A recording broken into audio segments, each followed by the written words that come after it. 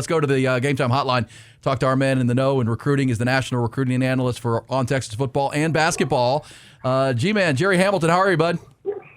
Great, man. How are you guys? Hey, Gerry. Doing good. Are you headed to Athens or are you already there? I'm not headed to Athens this week. I do, so it's hard on the road seeing recruits this week, but I'm here in Houston for the game to do all our video stuff we do on game day. All right, cool. And I'll be with you on the On Texas Football Watch Along. Yep. I'll be on for the whole game. You're on for most of it. Give me your thoughts on Gunnar Stockton. I mean, you can correct me or add to it where, if you're recruiting Arch Manning, you're not recruiting other quarterbacks. And if you don't get Arch Manning, it kind of leaves you in a spot. But Georgia and Kirby Smart have found this kid, Gunnar Stockton, who's turned out to be the kind of a perfect guy for that offense. Yeah, you know who I've compared him to? Not that nobody plays the same game, right? Nobody has the same strengths. You know who I've compared him to, Aaron? Colt McCoy. Oh, wow. Yeah, from a tiny school. Yep, tiny school. Always wanted to wear that uniform. It means everything in the world for him every Saturday to put that Georgia jersey on and be the leader of the program, accept that as a quarterback at a University of Georgia, a University of Texas.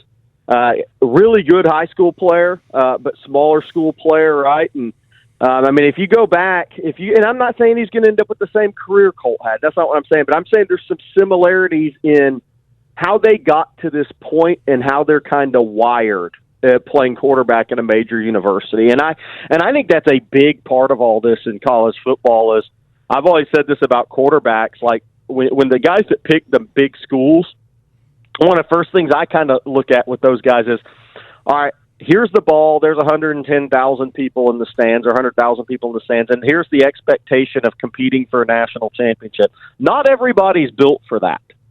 And I think Gunnar Stockton, in a Colt McCoy-like way with different strengths and weaknesses as quarterbacks, he is kind of proving that he is built for it. Does that mean he's going to win a Heisman or national championship? I'm not saying that. But he's proven that he's built for it. And that's a big, big thing because there's a lot of pressure that comes with being the quarterback at the University of Georgia after they've already won 2 national championships, and the expectations are just that every year under Kirby Smart. And we mentioned this earlier. These are huge games, and these are the 2 programs that are, according to theathletic.com, the most valuable programs in all of college football. Texas, $2.3 billion. Georgia, $1.928 billion, right ahead of Ohio State. This is a big game. And in big games, you have to have your best players make big plays. The Longhorns have had 3 real big games this year, Oklahoma, Vanderbilt, and Ohio State. And in 2 of those that they won, their best players played really, really well. And in the Ohio State game, none of the best players really made impact plays. Well, what's your path to victory for the Longhorns here? Is it as simple as that? The best players have to play great, including Arch? That's where it starts. I mean, that's 100% where it starts. Look, this is going to be and Texas has played in some real environments this year. At Ohio State, day game though, morning game.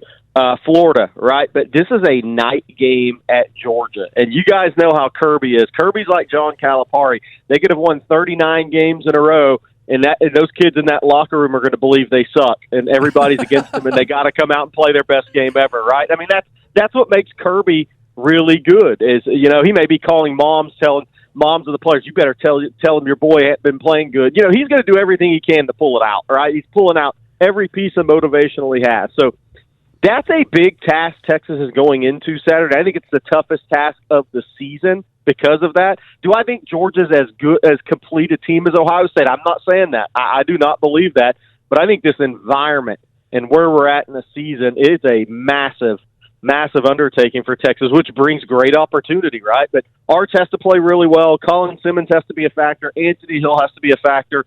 You name it. I mean, all your guys have to be dudes in this game. There's no way around it. And I think for Texas, I think there's a couple of pieces here for me is you can't let Georgia get going downhill on you in the run game. You have a really good run defense. Georgia can really run the football. And I think Georgia's coming into this game, and Kirby Smart's coming into this game saying, we are going to be the most physical team in America Saturday night in Sanford Stadium, and we have to make Texas match it. That is what they're going to do in this game. They did it in Austin last year. I thought Texas handled it better in the SEC championship game. As you said, Carson Beck's injury was big. in that game. Missing a field goal late. Texas easily could have won that football game. They matched it more the second go-round. These kids, Texas kids, know everything. That they should fully understand what they're about, how they're about to be challenged. And if they didn't believe it, just turn the Florida tape on once again and watch it and relive that game, because that's what Georgia's going to try to do to Texas Saturday night. So I think that is a big thing, is you have to be slow. You have to play well in the run game defensively. You can't let them get going downhill on you. If you look up in the fourth quarter and Georgia's got 165 rushing yards, 175, that's probably not good for the scoreboard. I don't think that's going to be good for the scoreboard. You have to try to get them in more third and longs than they're accustomed to, because one thing I've noticed, Georgia's really good on the offensive line and run blocking, but when they've had to go to five-man protections, they're just like anybody else. You can get pressure if you have really good players, and Texas has really good pass rushers. So, and then I think for Sark, it's so interesting. Obviously, going to 11 personnel has been really big for them, because everybody's one of the issues I've had this year is everybody's like, oh, it's just the offensive line. Well, the tight ends haven't blocked well either. Like, the receivers on the perimeter weren't blocking well either. To me, it was all of it. To me, it was more all of it. So I think it's going that 11 personnel is big.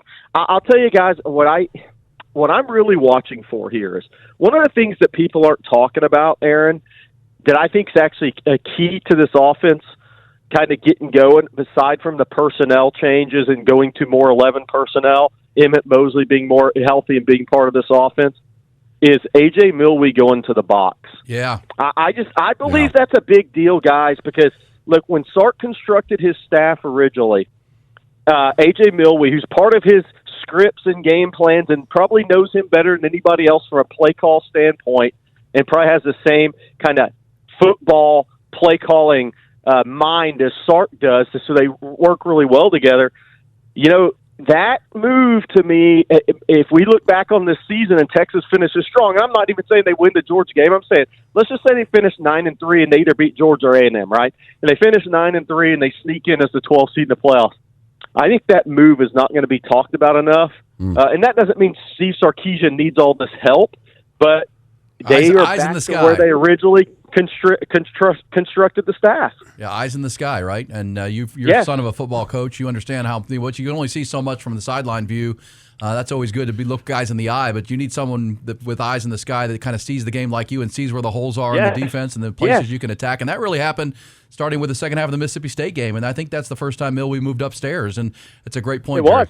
Hey, Gerry, want to ask about that. You just brought it up real quick because we do want to touch before we let you go also on the Gooseby brother for Sean Miller's team, basketball crew. But did you want to ask about that? You said it there. If they end up 9-3, there's a world where they can get in. Teams obviously have to lose in front of them. In your opinion, what's a more important win? Is it going to be possibly 11-0? I mean, look at their schedule, probably 11-0. A&M or this one in an environment like Athens? Well, what do you think? What do you think is more important for the resume? I know people disagree with this. I think it's A&M game. Okay. Look, if you beat Georgia, I mean, you get a lot of acclaim from that, and I get it. It's a road win against Georgia, and I get what that would mean for the playoff committee. But I will also say this: if A&M's 11-0, ranked 3 or 2 or wherever they're at, probably 3, right? When they come to Austin, the last visual the College Football Playoff Committee has of Texas is beating one of the 3 undefeated teams in America. Yeah, that's a good point. It's a good point. Especially if the Georgia game, or especially the Georgia game tomorrow is close. I mean, if it's a close ball game, that's the thing. You got to play well tomorrow, right? Even if you lose. I mean, it comes down to that. But here's the crazy thing about the playoff stuff, and I know we got to get going here, but here's the team that did you ever think you would circle the Pitt Panthers and say they have more control over this playoffs this year than anybody? They have Notre Dame in their house. They go to Georgia Tech, and then they host Miami. Like the Pitt Panthers, that's what makes college football fun. The Pitt Panthers are controlling a lot of what's going to happen in this playoff, if you ask me. If they upset Notre Dame, the whole thing opens up, right? Yeah. If Notre Dame's out with 3 losses, the whole thing opens up. Even if Notre Dame beats them and they go 10-2 and get the playoffs, if Pitt were to hand Miami their 3rd loss, they're totally done. They have a hard time getting to the ACC championship. Then one ACC team gets in, if Texas Tech wins out in the Big 12 championship game, one Big 12 team gets in, and somebody at 9-3 is getting in this year. Yeah, and that could be Texas. Great analysis, Gerry, and great question, Noah. Last thing, basketball. This was the early signing week. Longhorns added a couple of signees on. Baseball had about 20. Volleyball and basketball. But the big name is Austin Gooseby. Talk about the commitments they did get. But Austin Gooseby's brother of Trevor, 5-star, elite player from that same high school, right? Yeah. Yeah, Austin Gooseby out of Melissa High, top 30 level kid in the country, 6'5", 6'5.5", combo guard, really can score, gets downhill, really good basketball player, just really good. He's not even close to where he's going to be. The one thing I love about Austin Gooseby, I think he's a 2-year guy and off to the NBA, not one, which I think is invaluable in college basketball, because how many people can put a Duke roster together every year? I think there's about 1 or 2 that can. But Austin Gooseby backed up his Friday decision to Monday, and I know a lot of Texas fans are like, oh no, this can't be good. Well, I think it's so they could slot it and get it televised. I think Texas is the favorite over BYU. Still got to go through the weekend. That's who it's coming down to. I mean, those are the two teams, and they have been for weeks actually, because I think after Gooseby visited Duke and didn't kind of jump on the Duke opportunity there, I think Duke made a move, and it became known that this was going to come down to Texas and BYU. I like Texas' chances. You still got to get there on Monday when of his announcement date. I think the move was made so that they could get it on 24/7 CBS, whatever. ESPN could do their part in it. So I think that was the reason for the move to Monday. It made sense. He's got a game today, start their season today, so they're going to do something on Monday. Texas signed Bo Ogden and Sterling, the 6'4", really good, high-level shooter out of California. Bo Ogden, great shooter, too. So Texas is adding some key pieces. Bo Ogden, I think, is an impact player for Texas. I think he's a really good player. I think he would help this team this year on the perimeter, shooting the basketball. He just knows how to play. But I like where they're headed. If they can close out with Gooseby Monday, they have addressed size in the backcourt, which they have more size this year, but shooting ability from the wing, somebody who can drive it and get it downhill and can see over taller players defensively. If they can close out Gooseby, I really like what they've done, and then that sets them up to go into the portal and kind of fill their remaining needs in the spring. The other kid on the board is Cam Williams, the 6'11", 5-star out of Phoenix St. Mary's. I think he's going to go to Duke, and he's a future lottery pick, and he's potentially – that would have been a massive upset win for Texas if they'd got him, but I do think he's going to Duke today. J-Man, thanks, buddy. Enjoy Houston. We'll see you on the watch-along about 6:30, 6:25 on Saturday night, my friend. Hey, question. Should I wear my ref jersey with the Georgia hat for that, Aaron? Yeah, if Kirby is calling timeout, he's not clapping, okay? He's not clapping, officials. Hey, have a good one, bud. We'll talk tomorrow. All right, guys. Thanks, Gerry. Later. Right, there's Gerry Hamilton laying it out as only he can. And, he will be a part of, along with Jeff Howe and myself, and then Rod Babers and Bob Shipley, every game, in-game watch-along on YouTube, on the On Texas Football channel, and you get those kind of insights from Gerry. Well, let's think about that, and we'll get to the timeout, get to some Noah Knows. Also, to his point on the Notre Dame game, I'll play you something coming up. But how about this? This offseason, kind of a two-year build or two-cycle build for Sean Miller. He went big. He got size. He got Matas and Lucina Traore. They have size. Dalen Swain. Well, now if they get Austin Gooseby, you're adding a backcourt that will be here for a few years. That's Austin Gooseby, Bo Ogden, and this sharpshooter from California. Yeah. Well, now you got size and guard play, and Austin Gooseby is a downhill player. He is. And Bo Ogden is a straight-up baller and a shooter. That's Chris Ogden's son out of Westlake now. You can turn these things around quickly in this day and age. I mean, you got size. Now you've got shooting and perimeter play, and something that Sean Miller, remember you and I were in New Orleans, in San Antonio for the Final Four last year. We interviewed Illinois coach Brad Underwood, and he said, I said, well, what's the key to building a roster in today's college basketball? He said, positional size. Yep. You got to scour the world. Which he does a great job of. And now Sean Miller is. Yep. Go all over the globe because you have NIL now, and you can get these guys out of their pro contracts. That are playing pro basketball. And then positional size and shooting.